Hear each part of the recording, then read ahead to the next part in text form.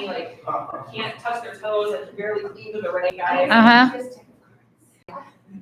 The CrossFit guys I used to teach there as well, they had, a lot of them were military. And one of my teachers said this, and I do believe it's true, that when he was experiencing just a lot of, it was actually right after his mom died, when he was experiencing a lot of heartache, he started lifting and started building out bulk around all of that. And it's armor, protection, space. You can't do heart opening with that amount of bulk. You can't get your body to do this. And when you do this, you guys may have experienced this in camel pose. Camel pose, that pose for years sent me into the anxiety spiral of, I can't breathe. I feel like I'm gonna throw up. What if I threw up in class? That'd be embarrassing. Like the wheel. And it was because it's so big into the heart opening, and that's not generally a place that I'm really, despite being a yoga teacher, I'm not super feely vulnerable with a lot of people. Those of you that know me well, you know me pretty well. So do you. Like, I'm like, matter of fact. Greg's one of maybe 4 people who's seen me in the ugly cry, and it doesn't happen often. And for a long time, just what that looked like was poses like camel pose, so just thinking about stuff like that, you don't have to go into the psychology of here's while we're doing this. You'll get to it, and you'll get to it when the time is right. So modifications for specialized populations. Please have a pen available because there are some things that I added into these notes. Okay. Number 1 point. First, consider what the student wants to receive from yoga. We now have an intake form at the studio that is kind of helpful in having people who are new circle what they want to receive from yoga. You guys don't necessarily see that, but don't make assumptions. Not everybody's there for the same reason. The intake form says, please circle what you want to receive from yoga, or something exactly like that. It's spirituality, increase flexibility, increase fitness, decrease stress, increase in my community. There's a multitude of reasons why somebody might be there. Yoga Off Broadway is really good on not creating assumptions. But don't assume, for example, if someone's overweight, that they're coming there for weight loss. That is not a fair assumption. That's your assumption. So don't assume. And with specialized populations, that's a place where sometimes we get ahead of ourselves and we're like, oh, this person has MS, so they must be here for these reasons. Ask them, what are you hoping to get from your practice today?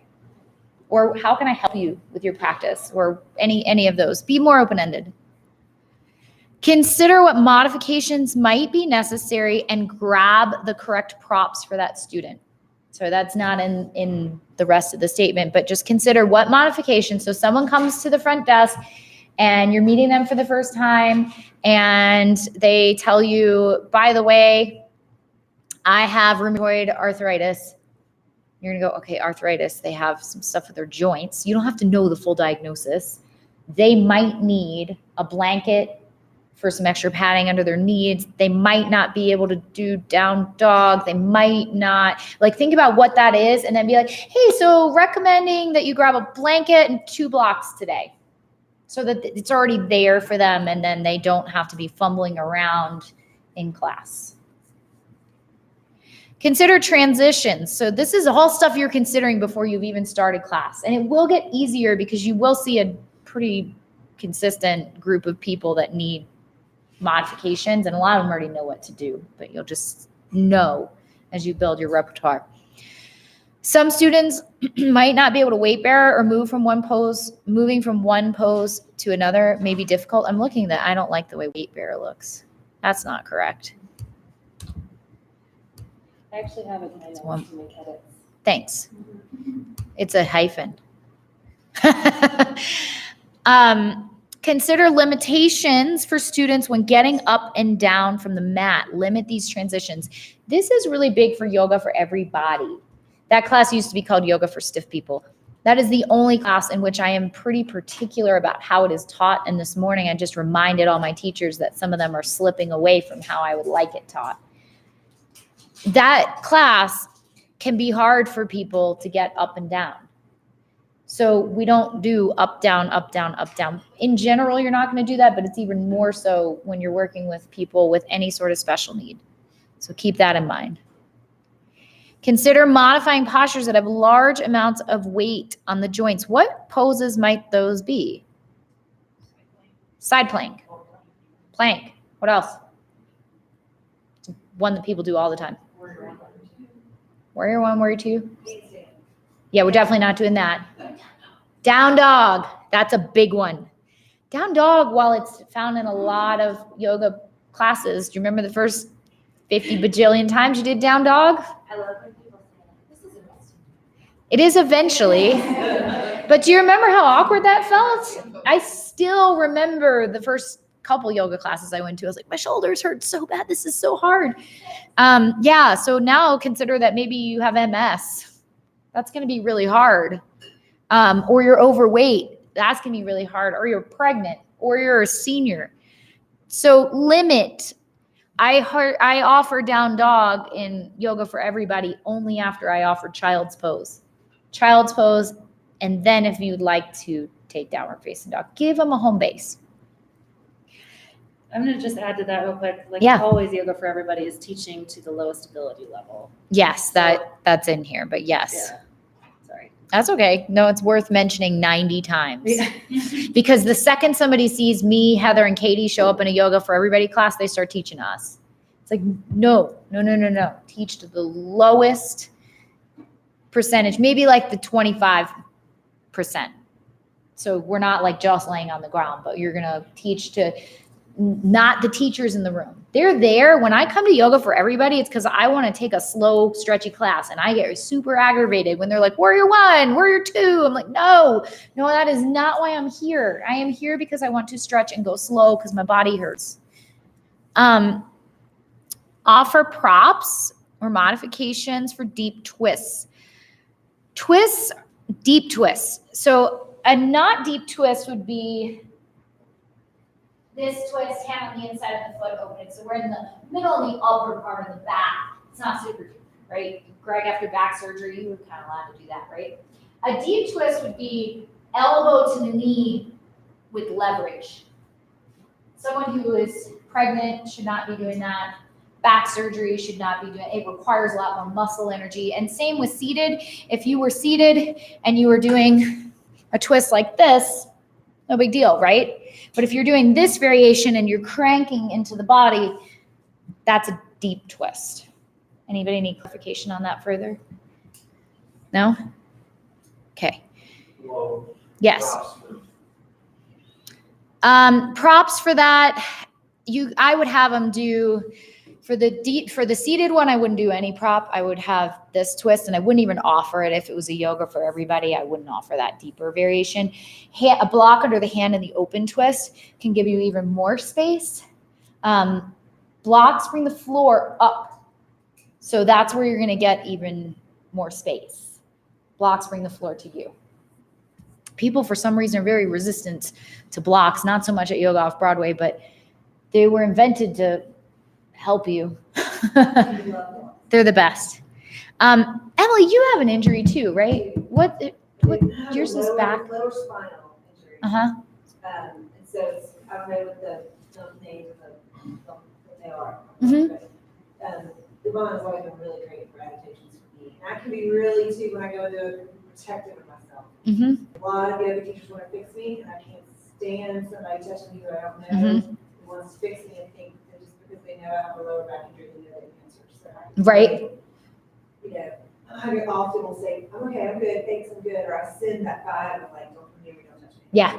But Yvonne always knew how to break through. I really respected right away that you knew how to break through that barrier, you knew exactly what I needed without being too aggressive.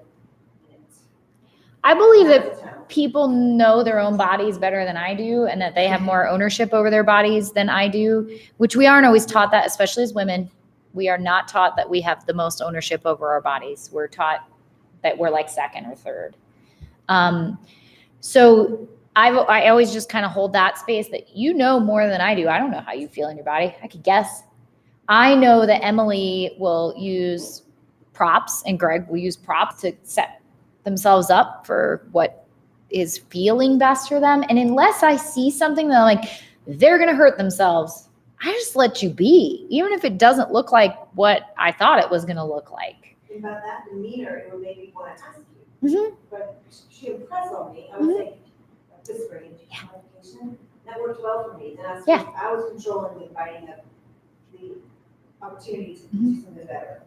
And oftentimes I find with my lower back injury, sometimes I don't learn from. Mhm. Like, so sometimes I need my drag anchor the same way. I need my whole back flat Mhm. on the floor. And so when people do certain things with the cushion, Uh-huh. either between Yeah. their shoulders or under there, it doesn't Yeah. work for me. Yeah. And so sometimes just because you have an injury doesn't mean you need a problem. You don't need a problem. Right. That's a good point.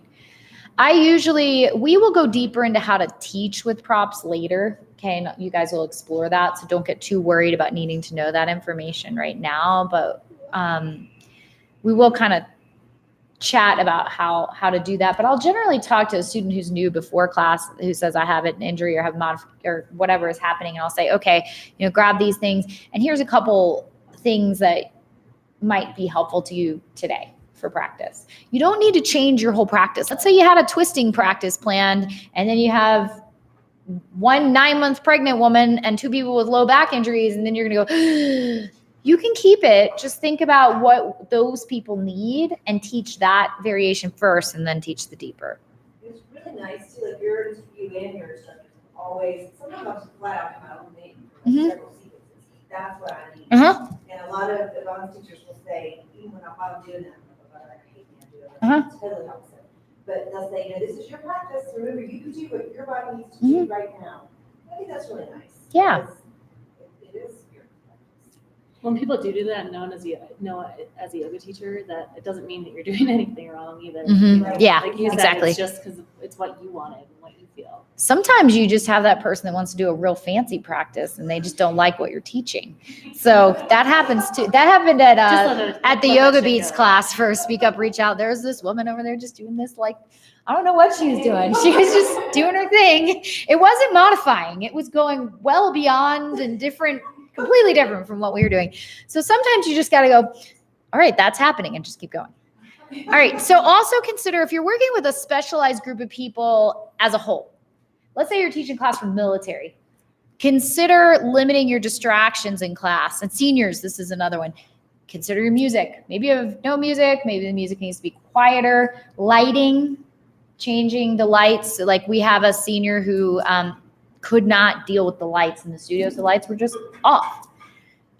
So that's fine. And if it doesn't affect the class as a whole, like the one woman who couldn't hear and didn't like the lights, but she was a regular. We just did it because it doesn't bother the other people. But then whenever she's not there, the seniors are like, Heather, can we have music and lights on today? And they're very sweet to accommodate what that person needs. Okay. I have a question. Yes, Eric. So you said that this lady couldn't hear Yes. very well. Uh-huh. That's some of the things that I struggle with in class if I can't hear Mm-hmm. the teacher. Mm-hmm. Because, and then there's music on top of it, because then instead of letting go on Yeah. on the asana, I'm telling my brain to try to filter everything and Mhm. listen to Mhm. to the teacher. Is there- That is something that I would recommend. So we had Ashley who was in our last teacher training. She is hard of hearing. She has hearing aids, and we've had a couple people. Twyla as well uses a hearing aid. One of the things Ashley had said that's good for her is to be in the middle of the room, because then you can see the people in the front of you, to the sides of you, and behind you, and that's good visual cueing. So someone with hearing loss, I wouldn't put them in the front row because they don't have enough visual cues for what's happening. And then another thing that Ashley does that I just love is when she has people who she's never met, she'll say, hey, I'm hard of hearing, or I have hearing impairment. I don't know exactly how she says that, but she was like, in Shavasana, if I don't get up and you see I'm still on the floor, can you please tap me before everybody's sitting upright? Or if I'm still in child's pose and everyone else has moved around, can you just give me a hand so I see that you've moved on to the next thing?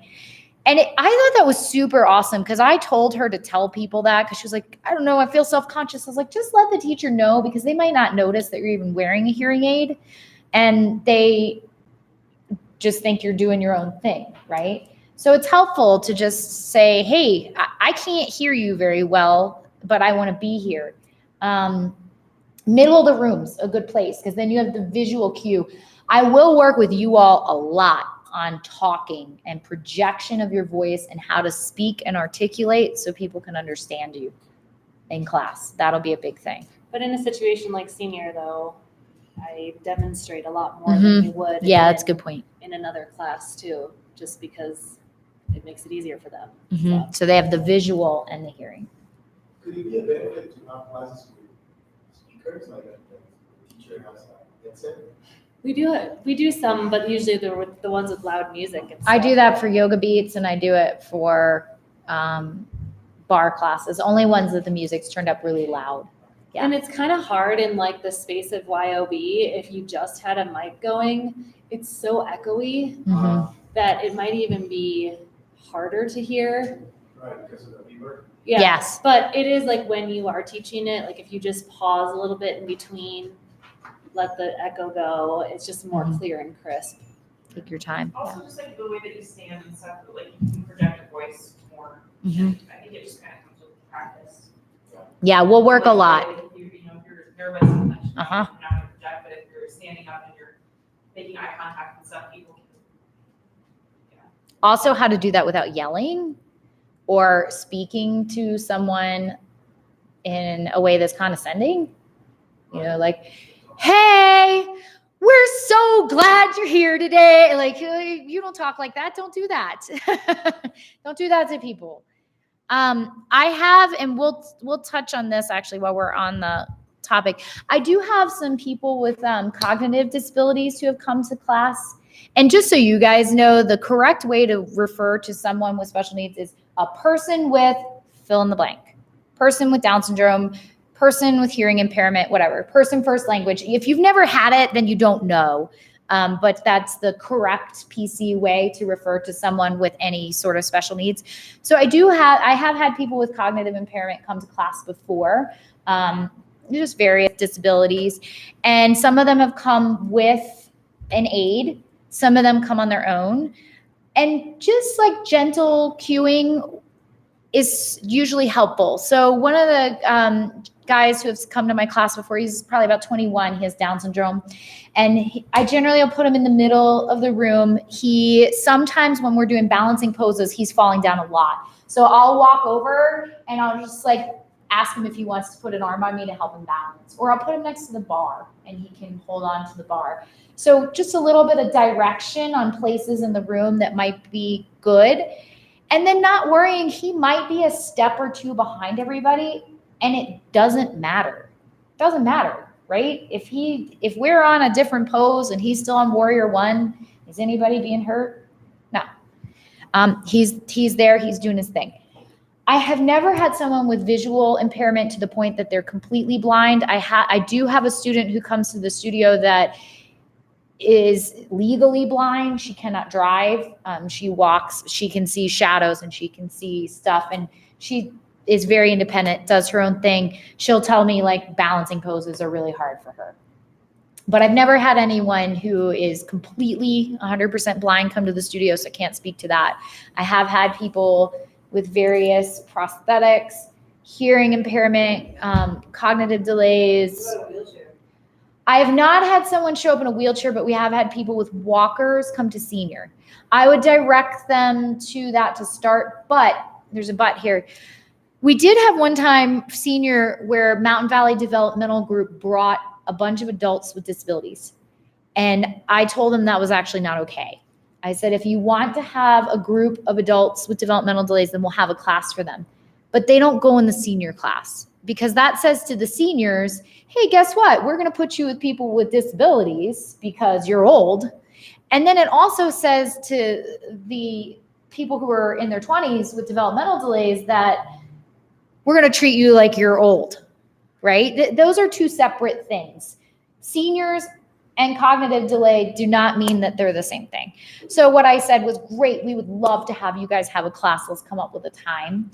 Or we need to have conversation with the seniors and say, hey, you know what? Mountain Valley Developmental would really like to have a class one day a week. Would you like them to be here with you? Because some of them might, and some of them might be like, no, I do not want that happening.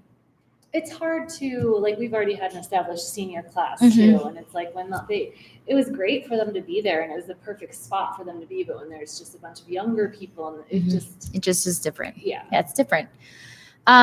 Ultimately, I would like to see a regular class like that for the Mountain Valley group. If anybody is like, yes, I would love to take that on. One year we did Special Olympics for Yoga in the Park. So a lot of the athletes came and they came with someone, or we had yoga teachers like myself come and just give them assistance. It was awesome. Just needs to be a different mindset. So moving to prenatal students, you all do not have prenatal students listed. So just take some notes. I used to give out this big pamphlet like thing this big on prenatal yoga. And I think it was only beneficial to the women, and probably the women who planned on or had kids were If you want reading we it. can email If you to want it, I'll send it to you. It's very detailed. We do not have prenatal yoga at Yoga Off Broadway anymore. I used to teach it. The fact of the matter is that the pregnant women didn't want to do yoga. They just wanted to sit on the floor and complain that they felt bad. And it was really like, I was pregnant when I taught this class and I could not stand it. I was like, these women don't want to do anything. They just want to complain. This is like just a forum for bitching, which to me was not yoga. So what we've done is really, honestly, you've had children. Mandy, you've had children. Heather, when you're pregnant, you're not disabled. You might not feel well. We had 2 women get pregnant in the last training. So if you don't want to have kids, just stay on top of it. Yeah, right. You're not disabled. And oftentimes it's just like you really kind of want some normalcy in your life. God, I feel like crap and I'm just not myself. I want something normal.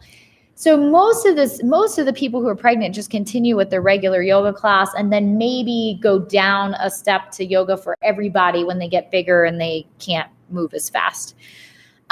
So if a woman's had regular asana practice pre-pregnancy, she can practice in the way that she's been accustomed to as long as she feels comfortable. So I practiced with both kids. Actually, up until the day that I had both of them, I had practiced that day. But it changed. When I got really big, it was not easy for me to hold something like down dog, or to lay on my back was like a lot of pressure. So I had to just kind of modify.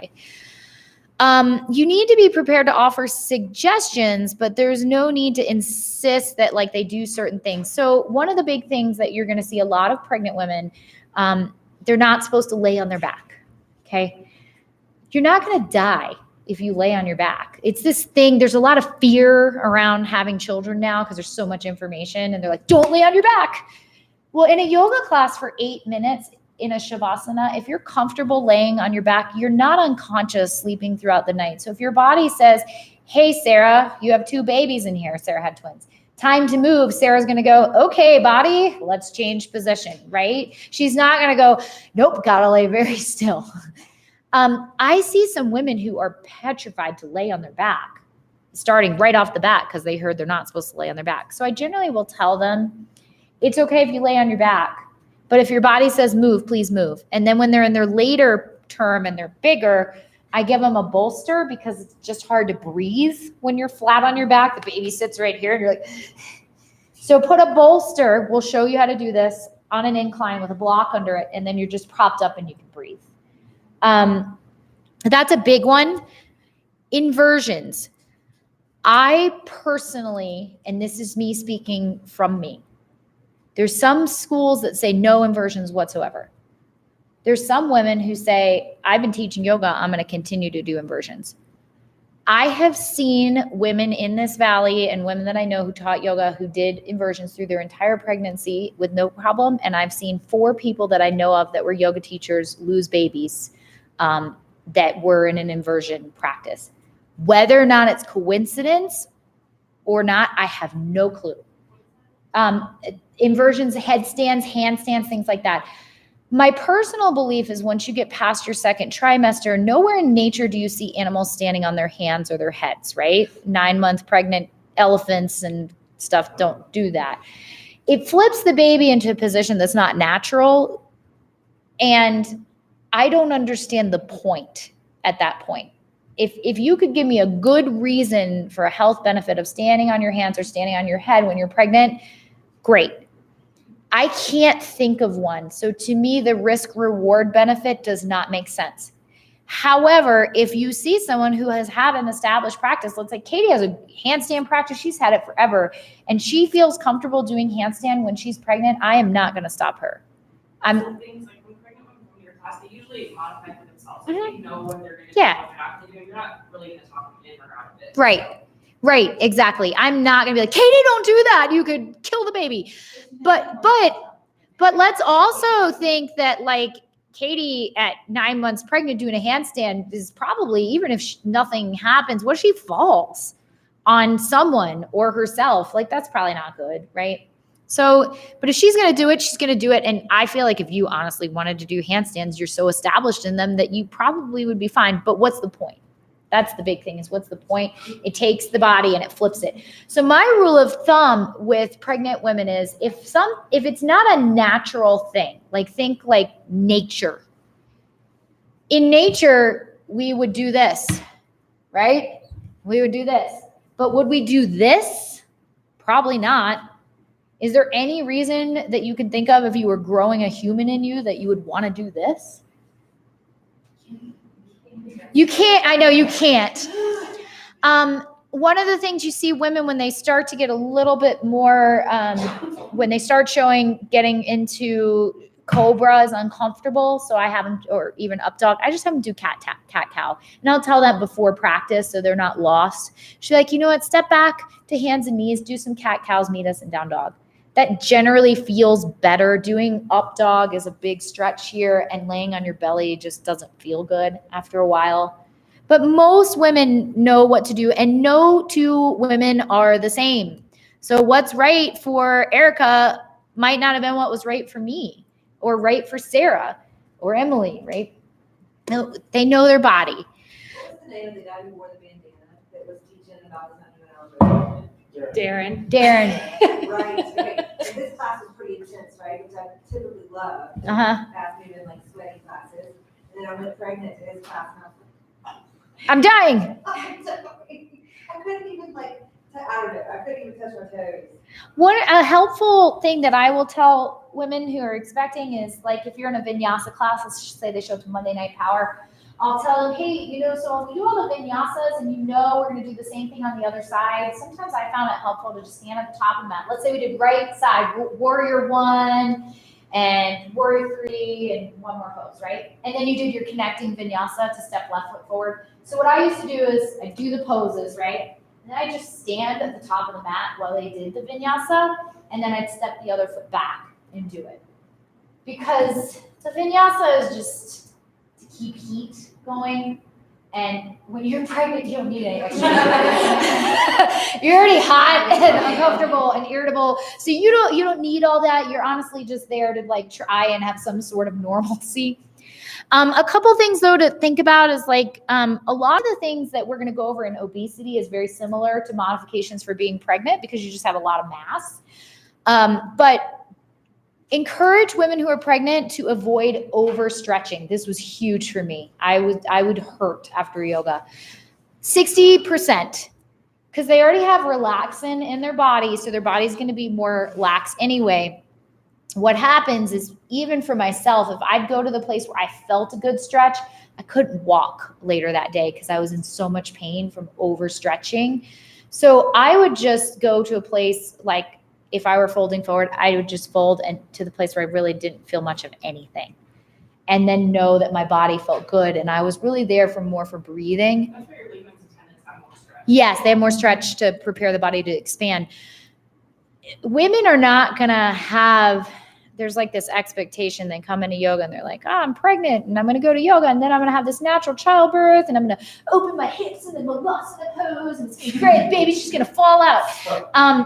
It doesn't work that way.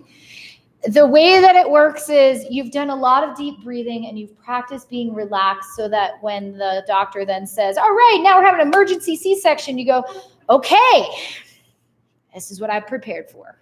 Let me take deep breaths. When I was pregnant, everyone assumed I was having a natural childbirth with my first kid because I was a yoga teacher. I was like, well, I've never had a child. This was my literal response. I was like, I've never had a child, so I'm really excited to see how it's going to go. I'm open to whatever's going to happen. It did not go that way. After a really long time, I had a C-section, and Greg could probably attest to it. I was scared, but I just put on my yoga music and I closed my eyes and took deep breaths, and I went to my meditation place and I said to Greg, oh, that was the second kid. I said to Greg, I was like, I need you to not talk to me and just let me know when the baby's here. So it just, you don't know what's going to happen. That's the point of yoga. But just know that moms have these unrealistic expectations. I think for me, this was so like recent for me, is that I came to you and was like, hey, this is what's going on. And you said, all right, this, and this. It's not choice, let's not do this, but the rest, like, I'll help you when you get bigger. And mostly because I wasn't in a place where I was telling anyone yet. And so there's people in the class that I knew outside of class. And so when you have someone who's fairly newly pregnant, you don't want to give that away. Yeah, that's a good point. And I did get stuck in the loss. So yeah, you don't want to call a bunch of attention to women who are newly pregnant too, because sometimes it just doesn't work out. And you as the yoga teacher might be the only one who knows that they lost a baby. Like, that's it. You might be the only one. So also know that, like, I've had students before who have told me they're pregnant and I don't bring it up again, and I see that it didn't go anywhere like months later. So I don't continuously ask them, how are you feeling today? You know, blah, blah, blah. And they've just not told me. And I've just noticed they never got any bigger, so they must not be pregnant anymore. So that happens. It actually happens a lot. So just know that as well. If you've never had kids or you're a man, like, women miscarry a lot more than you know. I'd probably say like 1 in 4. Happens a lot. So don't make a big deal about it. Don't be like, hey, Sarah, so since you're pregnant, because Sarah will be like, oh my God, nobody knows. So just, give them those things quietly at the beginning of class. And when they're in the first trimester, they can do pretty much anything anyway. And they're fine. Yoga is not going to cause someone to miscarry. It's not. You're not going to do something that is that extreme. Maybe if you did a whole ton of skull shining breath every day, followed by something really aggressive, but I really genuinely believe that it's nature, and we've done a lot of things as human beings to evolve. Sometimes it just doesn't work out. What? Yeah, well, inversions just aren't, I don't know. The inversions just late trimester when you're flipping babies upside down, it's just not good. I did Nancy in my third trimester just to get one. Uh-huh. Come on, man, turn around. Yeah, there are people who have done that. There are women who have had babies. They've tried to flip through inversions. Legs up the wall with blocks under the sacrum has been effective. So that could work. Yeah, tried it on, but he has someone else sitting on his head. Yeah, that's totally independent. So, okay, so moving forward, MS. We have a lot of people who come to our studio with MS, multiple sclerosis, and we do have the Can Do MS Foundation here in our valley, so just to be aware. Different needs, different abilities, depending on the person and depending on the day. So someone with MS they have good days and bad days, and so just know that they might come in one day and need something completely different.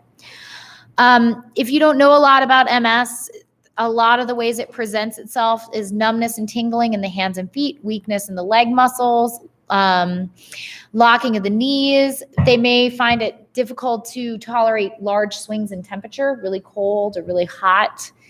Balance is challenging for a lot of them, which sometimes even can lead to difficulty walking or moving their bodies in ways that they used to be able to. Some people can do floor work get to the floor without difficulty. Some people might need a chair. We will talk about this later, but we do have some folding chairs in the studio. Some may need to do standing poses with the wall or with the bar for support. Now we have a bar. We didn't used to have that. You don't want to overstretch with this population either. So props could be beneficial. And the centering and balancing and breathing is really important. We had a woman who came to the studio quite regularly she was in a pretty severe state of mobile difficulty with MS. And I used to always put her in the back corner. It's before we had the bar, very back corner of the room where she had the wall behind her for support. She had the wall to the left of her for support. So she felt really grounded there. We do have people who that's their spot. They just like to be there for no reason other than they like to be there.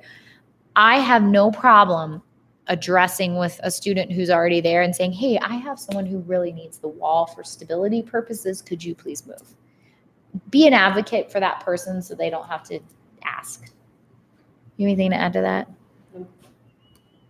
Okay. Older adults. I'm going to give you some main points, and then I'm going to have Heather add to it because Heather works specifically with seniors. Big things. The social aspect is important for this group. They come to see their friends. Slowing down the pace is important. Honoring their joints. Don't talk down to them. They are older adults. Most of them have no cognitive delays. They are totally with it. They don't need you to talk to them like they can't understand you. They can. They might not be able to hear you sometimes, but they're sharp. Some of them are super sharp. So consider hearing loss. Sometimes you have to eliminate music. No breath retention. So breath work is important, but no holding of the breath, no, because there's a lot of blood pressure things going on, medication, stuff like that with some of our seniors.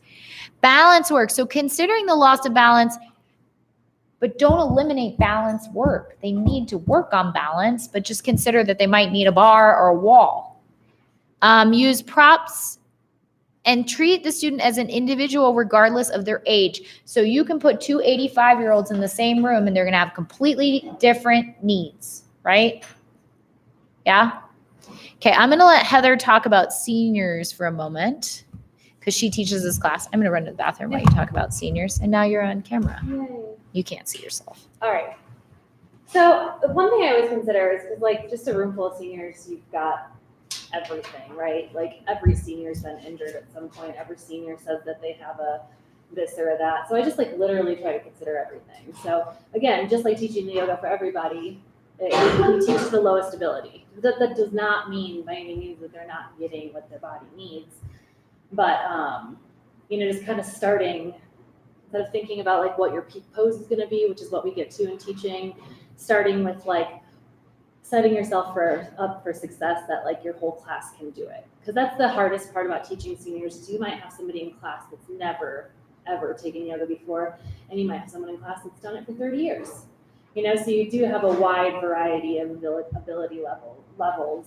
And a big thing about like, I've had like a lot of humbling experiences teaching seniors because like I had one person that was like, oh, look how you just got up off the floor like that. And I was like, well, yeah, but like 30 years ago, you could probably do that too, right? I don't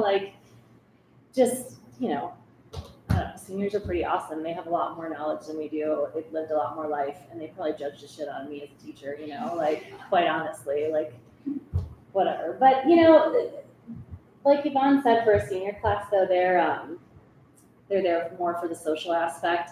And I have a lot of seniors too that like, they're like, I compare them to a beginner yogi who like goes to the same class, the same teacher. They're like, oh, I only like this teacher. I only like seniors are a lot like that too, and they're really hard to like adjust to everything.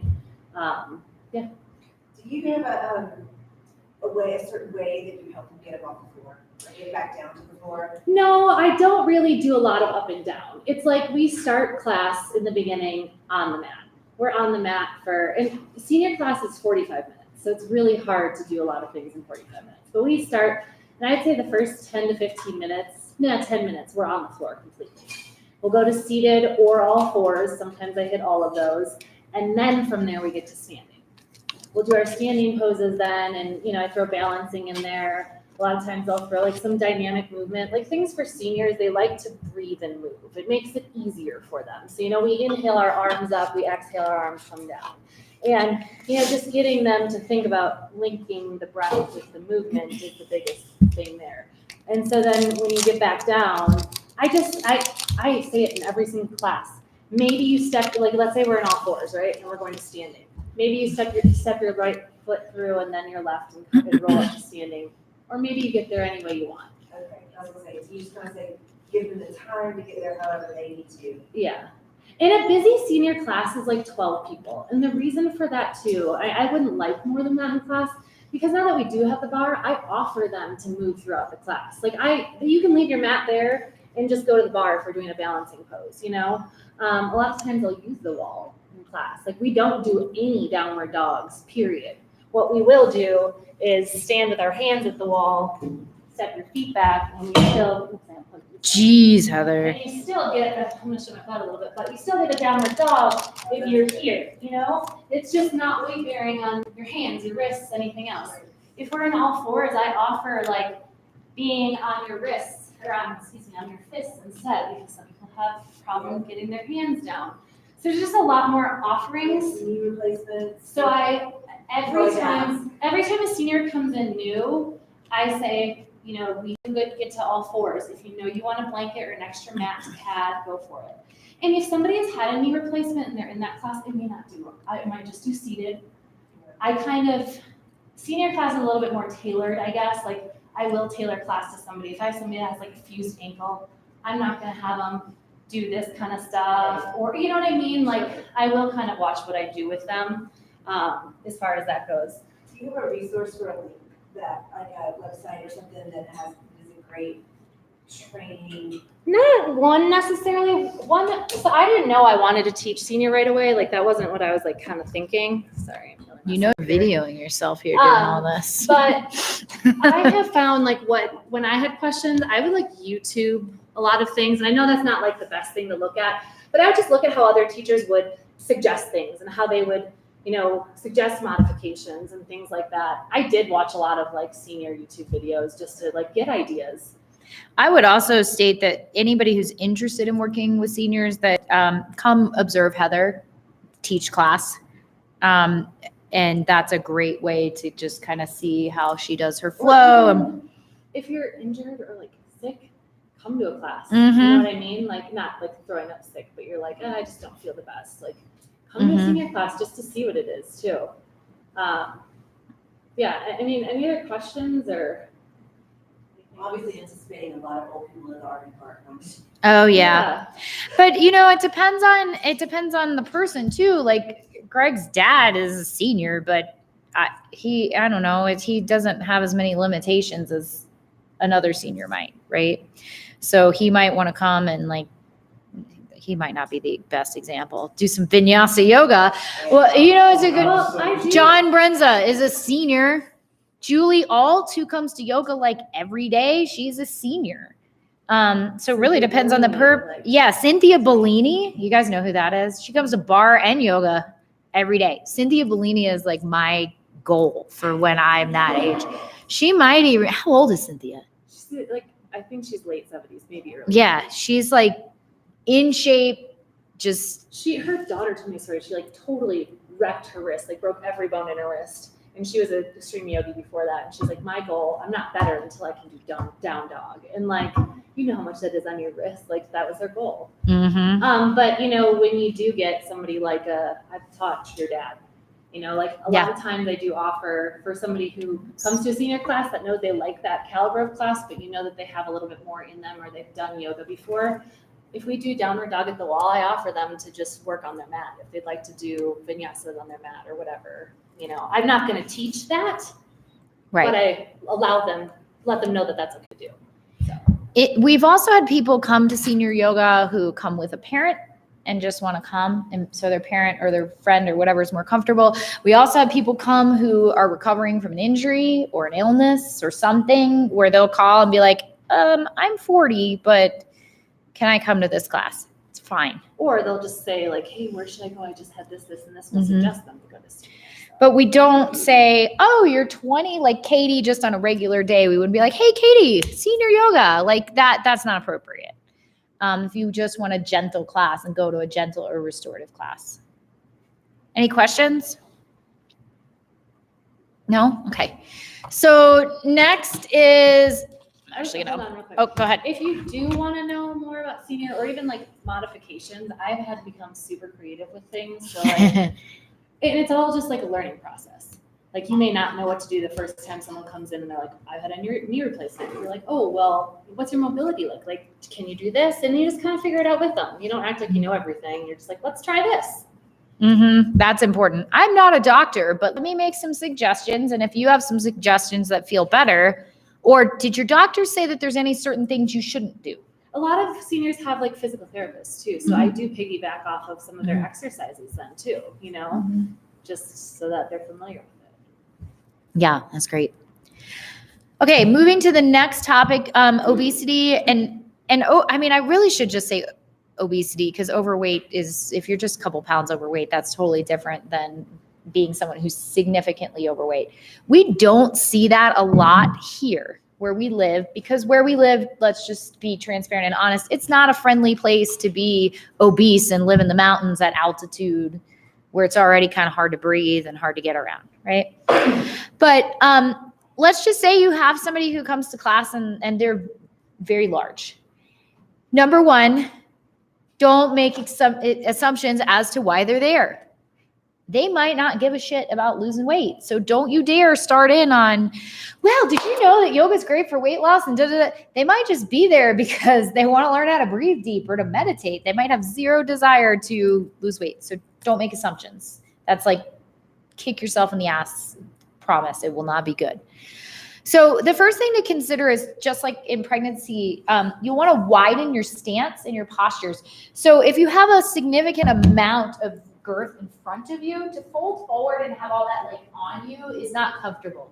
So widening your stance and maybe bending the knees will give more space for the body.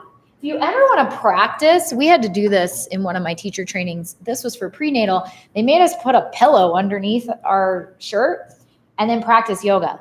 And just see where it gets in the way.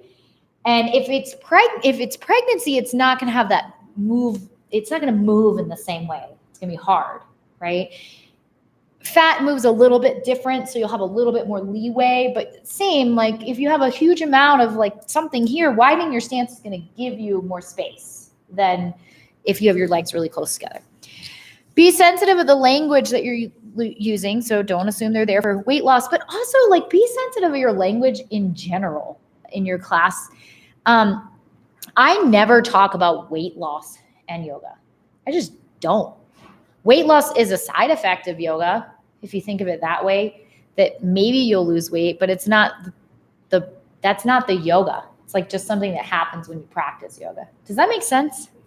So I don't talk about getting a yoga butt. I don't talk about like just those cliche fitnessy things because people's bodies change. My body has changed probably 5-6 different times in different ways since I've been practicing yoga. And students will comment on your bodies as teachers. That will happen. Has that ever happened to you, Katie? Where students have commented on your body? Yeah. Yeah. Especially when it's in good shape. Yep. And, Yep.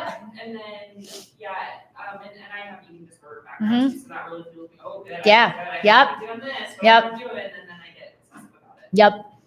I've had students, and I'm telling you this just because then you know when it happens, like if you have stuff around that. I've had students, I had one student after I had my son or my daughter. It took me a long time to lose weight after my kids. It just did. And one of the students said, I'm just so grateful that we have, just a really average, normal size person that teaches yoga here that's not like your typical yoga person. I was like, cool. Ugh. I was like, I don't know how to take that, but it doesn't feel good in my body. Like normal, average. I mean, that's not necessarily an insult. And I know you meant it like a compliment, but yuck. And then, my body just does this. This is what my body does. I gain and lose weight. And when I've been really in shape too, I've had students come to the desk and be like, you've lost so much weight. How much weight have you lost? You look really great, blah, blah, blah, blah. And when it's a male student that tells you that, it's like super uncomfortable. I'm like, I don't know on a scale. It's a total lie. But it's just know that like, for whatever reason, because you're in front of people and because you're teaching fitness, people will comment on your body. So Wrap your head around that. And if you have issues within your body, and women, I probably it's fair to say that we've all had issues at some point in time. Just wrap your head around, what does it look like if I'm on the heavier end of the weight that I see myself at and I'm teaching yoga? And what does it look like if I'm at the same place that I always am? And what does it look like if I'm over here? Because I hear a lot of women in teacher training, and I had this too, where I felt like I had to look a certain way as I taught yoga. And then when students comment on it, it's like it starts reaffirming that. And so just study those things. And men, that could happen for you too. I recognize that for men who are in the public eye, I mean, there's men who come in and they're like, all right, ladies, let's do this. And then there's men that it may never cross their mind. And then I don't know, women don't tend to go, Greg, you look like you lost a lot of weight. You look great. What are you doing these days? Like, does that happen? Do guys do that to each other? I mean, but women, we're laughing because it happens. People are like, you look so good. You lost weight, blah, blah, blah. And like, maybe you've been sick. Maybe you have cancer. Like, it's just, yeah, go ahead, Katie. Back to, like, that self-study and that kind of, like, what I think the goal is for us to kind of like have that unshakable core Mm-hmm. and to not let like the outside comments and stuff kind of just like rattle us. Yes. And so no matter what somebody says, it's just coming back to like just not letting it, not phase you, but just not letting it rattle you. Mhm. And just to be okay with like wherever you're at in your practice at this time. Like for me, it was all about the asana before, and now that I'm peeling back the layers of that onion, it's less about the asana. Like I used to practice sometimes like 3 to 5 times a day. Mm-hmm. In the past, I was just like crazy obsessive about it. Now, like I don't even do it every day anymore, and I'm okay with it. And it's more about the meditation, more about the study, more about like how I'm treating myself and how like my core is becoming unshakable. And it's definitely not, it's a work in progress. Let's just put it that way. And, but yeah, it's more. It's good just to be sensitive to that language, because then you're going to be aware of what comes out of your mouth when you teach and how that might affect someone in the room. So someone who wasn't there to get a good yoga butt, and then you start talking about that, and then they're like, am I supposed to have a good yoga butt? Am I supposed to be working on this? Is this a thing? Is my butt okay today? How, don't, and you'll catch yourself say something that you wish you hadn't. I've done it before. You're like, oh. Yeah.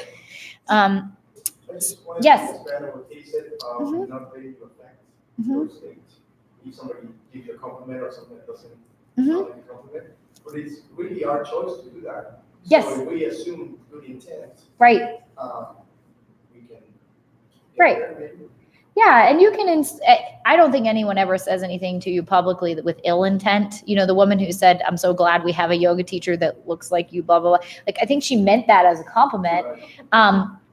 But when you start to do all that self-work, you're just like, it's not attachment. It's like, I have a certain value of myself as who I am, and it doesn't really matter what you think. It doesn't mean you don't matter as a person. It just means what you think about me doesn't change what I think about myself. Because really, that's a reflection of that person's stuff on me. That woman is thinking, I don't really like the way I look as a person, so I see that this teacher looks kind of like me, and I'm going to compliment her for being a yoga person in the community that looks like I do, and that means that I'm okay too. That's what that really is, right? But when you're Yeah, right. It's a backhanded compliment. But when you have a 13-month at home and people have still asked you recently if you're still pregnant, then you're like, I don't like that. Now I'm like, oh, I see what that was. So just know how your language affects others. So moving on, modifications, twists, and inversions. Inversions would be very difficult if you're very overweight, because just as being pregnant, you're gonna have a lot of stuff coming up. Even if you're very large chested, poses like bridge, everything comes, or shoulder stand, everything comes here, right? Am I right? You'll never find me shoulders. Yeah, exactly. It feels like choking. And I remember it from when I was pregnant, but like everything comes towards your face and you're like, oh, I can't breathe.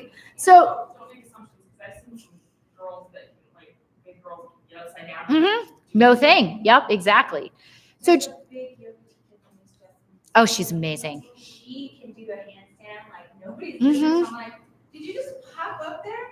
She's Mhm. like twice my size, and she's like, you can handstand. I can do all sorts of versions. Mhm. Watch this. I'm like, Yeah, she's amazing. But like, you know, just no, it's an individual, right? So just as any other practice, you would give I wouldn't assume anybody in this room can do handstands, so I'm going to give you modifications for that. Deep twists are going to be harder for someone with a lot of mass too. You're not going to be able to do this necessarily because you're going to have to and then do it, right? Or it just might not work. So what I would do is teach, okay, open twist. And then I would say, if you want more intensity, sensation, fill in the blank with something positive, then you do this. Because Greg, you're just in front of me, so that's it. Greg might want more intensity, and it has nothing to do with the shape of his body whatsoever. Or Sarah might be like, hey, I don't want any intensity. And she's fully capable of doing this, but today she doesn't want to. So keep it open-ended. Okay, so last little bit here, and then we're going to break. Sequencing yoga for everybody and gentle yoga suggestions. We are going to go over this in more depth, but this is just because it's related to this conversation. I like to start class seated or on the back. I actually start 99% of my classes on the back. Anybody know why? A lot of people, especially people with tight hips, starting seated is hard, especially if you can't sit comfortably on the ground and you're like this and the teacher's saying breathe and you're like, okay. But most people, you can say lay down on the ground and they're like, okay, I can do that. Start with breath work and intention setting. I do that with all my classes, but very specifically with yoga for everybody or gentle. Like, we're going to spend some time here because even if there's physical limitations in the body, you can practice breathing. Take your time. You said that with seniors too, right? Take your time. Don't rush. Don't speak fast. Go slow. That gives everybody time to take care of themselves. Do not offer plank or poses with large amounts of pressure on the joints without a modification such as knees down. That is something I'm seeing a lot coming back into yoga for everybody, which is why I sent the email out again today. Plank is too much. If your specialized population of whatever need it is, plank is not appropriate. So the way I teach is, I've done this in lots of classes where you halfway lift, you step one leg back to lunge, maybe place the knee on the floor, do some stuff, then tabletop, cat, cow, switch. Because cat, cow is going to be easier than chaturanga to cobra, and you're going to get the same movement, right? Tabletop, that's neutral. Cow is your back bend. And then I go to child's pose with the option to take down dog. I don't do plank at all. I would prefer you guys not do plank. Plank it's too much. It's too much. Offer blankets for extra padding under the knees. So that comes in handy for a multitude of people. And the people who know they need it now grab it. But if someone's new and they're like, oh, I had a knee something, or I have arthritis or whatever, grab a blanket. You might want it for under your knees when we're on hands and knees. Seniors, that's generally a good one too. Some of them even like to put it on under their back when they're laying flat on the floor. Do you do that at Shaw? Because I would say people with weight loss. So we didn't address this, but people who are very thin, underweight, and their bones are on the floor, that's uncomfortable. So that can be helpful as well. Anybody who's underweight. And remember, watch your language. Don't go, you look real skinny. You might want this when you lay down. Just be like, hey, this can provide some extra padding. Go ahead and grab one. Just leave it neutral. Spend at least 15 to 20 minutes working on seated or reclined postures to warm up the body. That's in yoga for everybody or gentle. It's going to make class so much easier for you. So think of lay down or seated sequences first. 10 to 12 breaths to open the body per pose. So that's pretty slow. There's no one coming to yoga for everybody is there for an intense workout. Go slow. They might be rebuilding strength, but they're not there to burn maximum calories. Even seated postures in a class like that, might not give somebody who practices often a lot of benefit in their mind, but like a senior or like somebody who's coming to a class that's never done it, twisting is like the best thing they've done all day, you know, and Yeah. that's just a seated thing.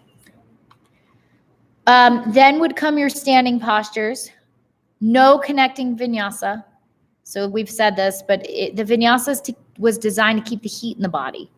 If students, let's just say Katie comes to your Yoga for Everybody class and she wants to take vinyasa, she'll take it. You don't need to tell her how to do it. She knows how to do it because she already has it in her practice, right? So Yoga for Everybody, the people who have more advanced variations of what you're teaching, they'll do them if they want them. You don't have to give them permission. They'll do it, right? You guys know that as existing people. You're like, I feel like this twist today. Then you're going to do it. Stepping to change sides. We talked about that. Balance postures are important. Offer the wall for support. Go back to your seated poses after your standing poses, but then do not make them stand back up. That is not okay. Once you're seated, you're seated. I didn't say that either, but that's like part of the like, because Emily asked, you know, how do you get them up and down? And I was like, you do it once. Once. So they're not gonna even like kind of get them up and down at one time. Yeah. My parents are with us right now, they keep asking me to do a little like practice Uh-huh. session with them. I'm even thinking about how they my dad. Use a chair to help them get up and down on the ground. Like even do it near the couch or recliner or something. Just as long as they can, you know. Folding chairs are great. I'm going to fly through these next 3 things so that we can, I have to teach so that you can take class or take a break. 8 minutes in Shavasana. If you're teaching a 45-minute class, that's a little long, but that's important. Explore what it means to be gentle to yourself. We live in no pain, no gain society, so sometimes people push themselves to try and keep up or please the teacher. Discourage this. Like, you take care of your body. You breathe. You do you. And then the last thing we've said quite a bit, do not adjust the difficulty of the class because there's students with more experience. Teach to the lower end of the class. Be aware of your music. Be aware of your room setup.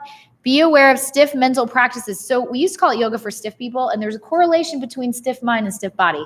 Somebody who is stiff in the mind is going to be annoyed that you're subbing. They're going to be annoyed that you did something. These are the first people to complain to me is the Yoga for Everybody people. They know they want all your time and they want to complain. Not all of them, but that's where those things come from is those classes because they're just probably newer to yoga and their body's tight.